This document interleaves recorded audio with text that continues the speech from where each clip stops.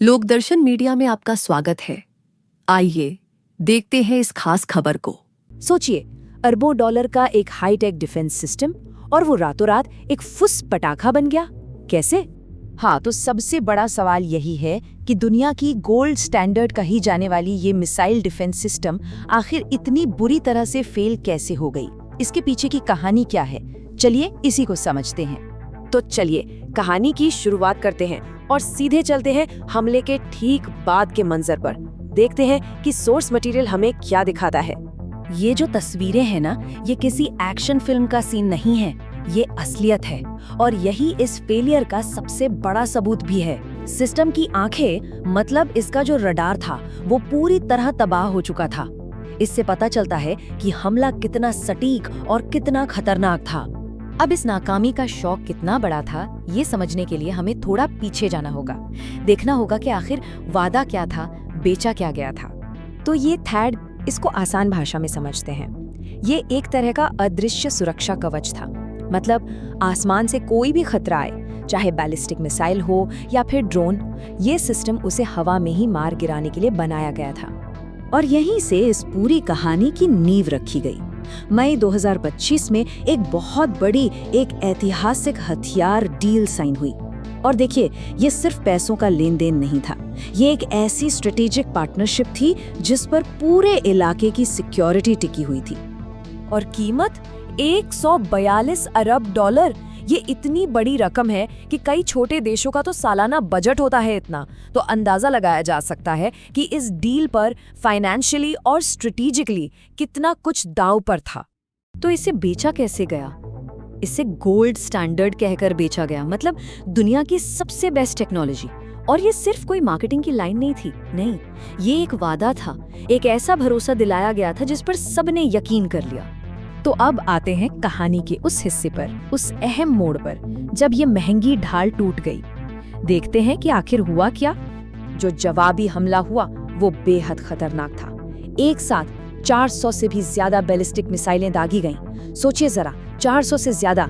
ये नंबर ही अपने आप में बता देता है कि हमले का स्केल कितना बड़ा था। और रुकिए, ये तो सिर्फ शुरुआत थी। मिसाइलों के ठीक बाद 1000 से ज्यादा ड्रोन्स ने हमला बोल दिया। मतलब ये एक ऐसा हमला था जिसके लिए कोई भी डिफेंस सिस्टम तैयार नहीं था। इसे टेक्नोलॉजी से नहीं, बल्कि सिर्फ और सिर्फ तादाद से, नंबर से मात दे दी गई। तो सवाल ये है कि ये फेलियर हुआ क्यों?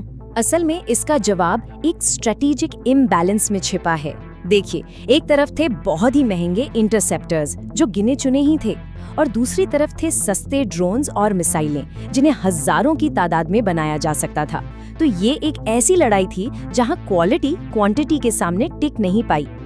और इस बात को अमेरिकी सीनेटर मार्को रूबियो का ये बयान और भी साफ कर देता है। वो कहते हैं कि ईरान हर महीने 100 से ज्यादा ऐसी मिसाइलें बना रहा है, और इसकी तुलना में सिर्फ 6 या 7 इंटरसेप्टर ही एक महीने में बन पाते हैं। तो जब प्रोडक्शन में इतना बड़ा फर्क हो, तो फिर सबसे महंगी टेक्नोलॉजी भी कम पड़ ही जाएगी। लेकिन देखिए, ये जो फेलियर था, ये सिर्फ एक टेक्निकल फेलियर नहीं था। नहीं, इसने एक बहुत बड़े जियोपॉलिटिकल शिफ्ट को भी जन्म दिया।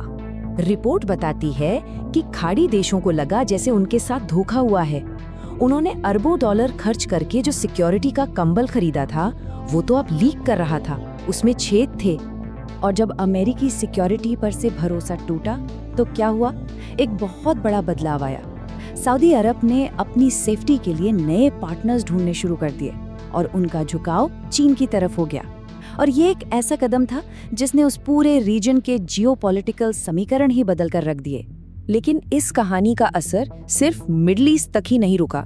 इसके जो नतीजे थे वो ग्लोबल थे, और इसने दुनिया भर में एक बिल्कुल नई तरह की मिलिट्री चुनौती खड़ी कर दी। रिपोर्ट में इसके लिए एक बड़ा दिलचस्प शब्द इस्तेमाल हुआ है, शेल्फ गेम। इसको ऐसे समझते हैं, मान लीजिए कि पेंटागन के पास एक शेल्फ है जिस पर बहुत लिमिटेड, बहुत एडवांस हथियार रखे हैं, जैसे कि थैड बैटरी। अब जब दुनिया के किसी एक हिस्से में जरूरत पड़ती है, तो वो एक सिस्टम वहां से उठाकर भेज देते हैं। नतीजा, दूसरी जगह शेल्फ खाली हो जाता है। और इसी शेल्फ गेम का सीधा नतीजा क्या हुआ? मिडिल ईस्ट की कमी पूरी करने के लिए पेंटागन को साउथ कोरिया से थैड बैटरी हटानी पड़ी। अब ये साउथ कोरिया के प्रेसिडेंट के कड़े विरोध के बावजूद किया गया। और इस एक कदम ने नॉर्थ कोरिया के खिलाफ सियोल के डिफेंस को काफी कमजोर कर दिया। तो आखिर में सोर्स मटेरियल में इस्तेमाल किया गया ये एक जुमला इस पूरी कहानी को समेट देता है। थार्ड एक धमाके के साथ गिरा जैसे एक अरब डॉलर का फुस पटाखा हो, मतलब एक बहुत महंगा वादा जो बहुत ही बुरी तरह से फेल हो गया। तो आखिर में ये पूरी कहानी हमें एक बहुत बड़े सवाल के साथ छोड़ जाती है कि अगर दुनिया की सबसे एडवांस्ड टेक्नोलॉजी को भी सिर्फ रणनीति और तादाद के दम पर हराया जा सकता है, तो फिर नेशनल सिक्योरिटी का भविष्य क्या है?